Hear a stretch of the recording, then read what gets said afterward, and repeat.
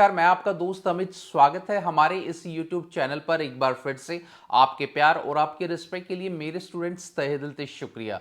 Guys, आज की इस वीडियो के अंदर हम लोग बात करेंगे कि जो बच्चे 2024 के अंदर अपने बैचलर ऑफ एजुकेशन हरियाणा की किसी भी यूनिवर्सिटी से एग्जाम देंगे और उनका जो इंपॉर्टेंट सब्जेक्ट है नॉलेज एंड करिकुलम का, वो कितना इंपॉर्टेंट रोल प्ले करता है और उसकी 2 यूनिट के सबसे इंपॉर्टेंट क्वेश्चन जो आपके एग्जाम में आने वाले हैं उसके बारे में हम लोग क्या डिस्कस करेंगे। गाइस, वीडियो में आगे बढ़ने से पहले एक छोटा सा अनाउंसमेंट। अगर आपके पास टाइम नहीं है, आप वर्किंग है और आपके पास बिल्कुल भी पढ़ने का टाइम नहीं है, अगर आप चाहते हैं कि टाइम रहते आपकी जो तैयारी है वो अच्छी हो जाए, तो जो हमारे इंपॉर्टेंट क्वेश्चन की सीरीज है और जो हमारे हैंडमेड नोट्स हैं वो हमारे पास अवेलेबल है। जो नंबर नीचे शो हो रहा है आपका, इट्स 9996060785 पर हाई का टेक्स्ट करेंगे और टेक्स्ट के बाद व्हाट्सएप पर हाई का टेक्स्ट करेंगे। उसके जस्ट बाद पेमेंट के बाद आपके पास इंपॉर्टेंट क्वेश्चन की सीरीज पहुंच जाएगी और अपनी तैयारी आप सुचारू रूप से कर सकेंगे। गाइज, आज की इस वीडियो में मैं बात करूंगा कि 2 इंपॉर्टेंट जो फर्स्ट और सेकंड यूनिट है आपकी नॉलेज एंड करिकुलम की, वो बहुत इंपॉर्टेंट सब्जेक्ट है और सेकंड ईयर में फर्स्ट पेपर ही है नॉलेज एंड करिकुलम का। तो बहुत सारे बच्चे क्या है, कुछ रिपीटेशन क्वेश्चन को उठा लेते हैं कि एग्जामिनर यही क्वेश्चन हर साल देने वाला है और यही क्वेश्चन आपका एग्जाम में आता है। पर मैं उन बच्चों को यहां पर बताना चाहूंगा कि बिल्कुल गलत वो बच्चे सोच रहे हैं। हर साल आपके एग्जाम का जो पैटर्न है, पैटर्न जैसे जो क्वेश्चन का जो पैटर्न है वो चेंज होता है और हर साल घुमा फिरा के आपके एग्जाम के अंदर क्वेश्चन आते हैं।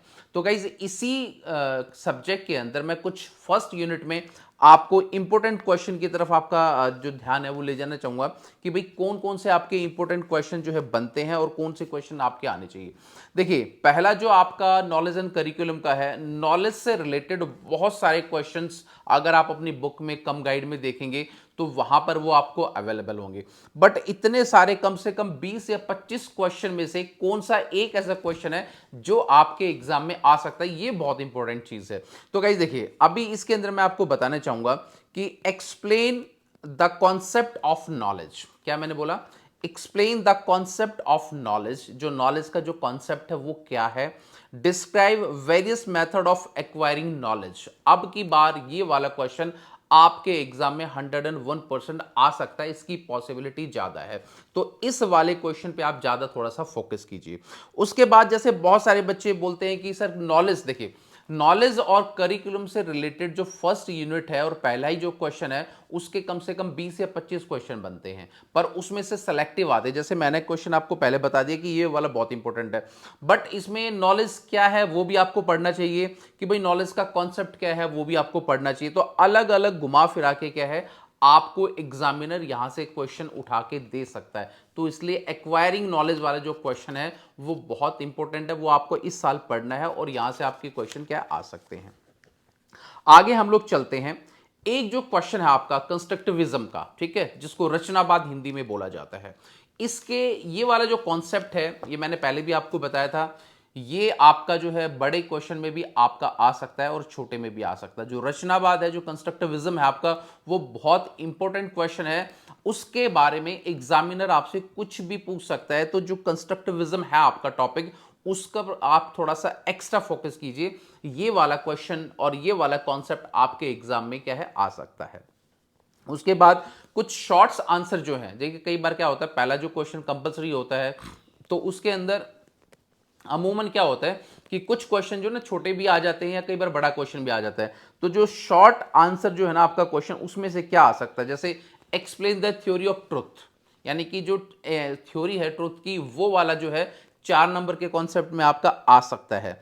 उसके बाद जो एक इंपॉर्टेंट चीज है आपका, जैसे what write a short note on the educational implication of पियाजे थ्योरी ऑफ कॉग्निटिव डेवलपमेंट, ये वाला क्वेश्चन भी 4 नंबर की आपकी इंपॉर्टेंट क्वेश्चन में आपका आ सकता है। इसको भी आप थोड़ा सा पढ़ के चलिए। उसके बाद जो है जो सोशल कंस्ट्रक्टिविज्म है आपका, वी वाई गोडसे का जो सोशल कंस्ट्रक्टिविज्म आपका, उससे ऊपर भी क्वेश्चन क्या है इस साल एग्जामिनर आपका बना सकता है। तो पहली यूनिट के अंदर ये वाले कुछ क्वेश्चन आपको देखने हैं। उसके बाद एक चीज और आपका शॉर्ट में फर्स्ट यूनिट के अंदर इंपॉर्टेंट है जो आपको पढ़ना चाहिए कि difference traditional and constructivism classroom, जो क्लासरूम से रिलेटेड है, ये वाला बड़े में भी आपको पढ़ना है, 4 नंबर में भी आपको पढ़ना है। मैं दोबारा रिपीट कर देता हूं, डिफरेंशिएट ट्रेडिशनल एंड कंस्ट्रक्टिविस्ट जो है क्लासरूम, वो क्या होते हैं उसके बारे में क्या है आप एक्सप्लेन कीजिए। ये वाली बहुत इंपॉर्टेंट चीज है जो आपकी फर्स्ट यूनिट के अंदर अमूमन क्वेश्चन आपके यहां से आता है। अब मैं सेकंड यूनिट की आपसे बात करता हूं कि सेकंड यूनिट के अंदर क्या क्वेश्चंस आपका आ सकता है। सेकंड यूनिट के अंदर गाइस जो है discuss concrete and absolute as different fact of knowledge, यानी कि देखिए जो आपका कंक्रीट और एब्सोल्यूट जो आपका नॉलेज है, ठीक है, और फैक्ट इसके क्या क्या है, वो वाला भी एग्जाम के अंदर आपका बड़े बिग क्वेश्चन के अंदर, लॉन्ग आंसर क्वेश्चन के अंदर आ सकता है।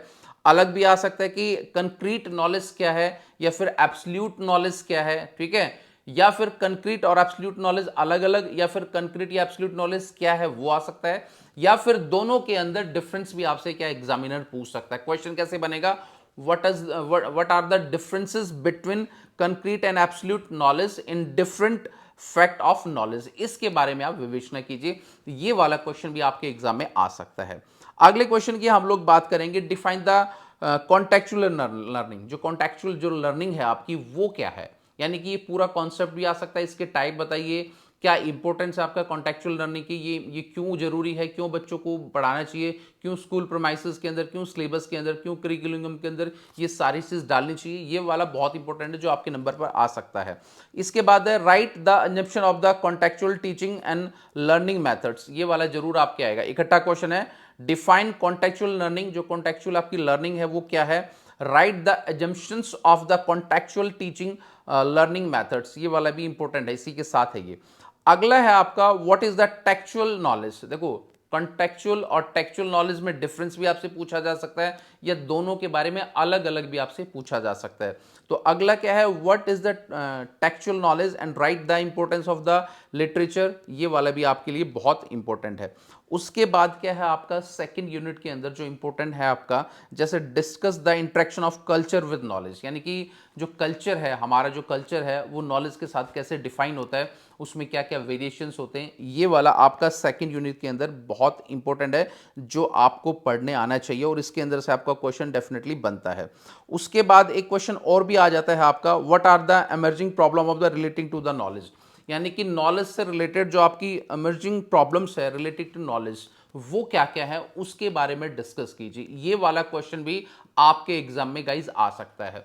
तो गाइज मैंने आज इस पेपर के अंदर जो नॉलेज एंड करिकुलम का जो आपका एग्जाम है उसके अंदर 2 यूनिट के सबसे इंपॉर्टेंट क्वेश्चन आपके लिए डिस्कस किए हैं जो आपके एग्जाम में डेफिनेटली आने वाले हैं।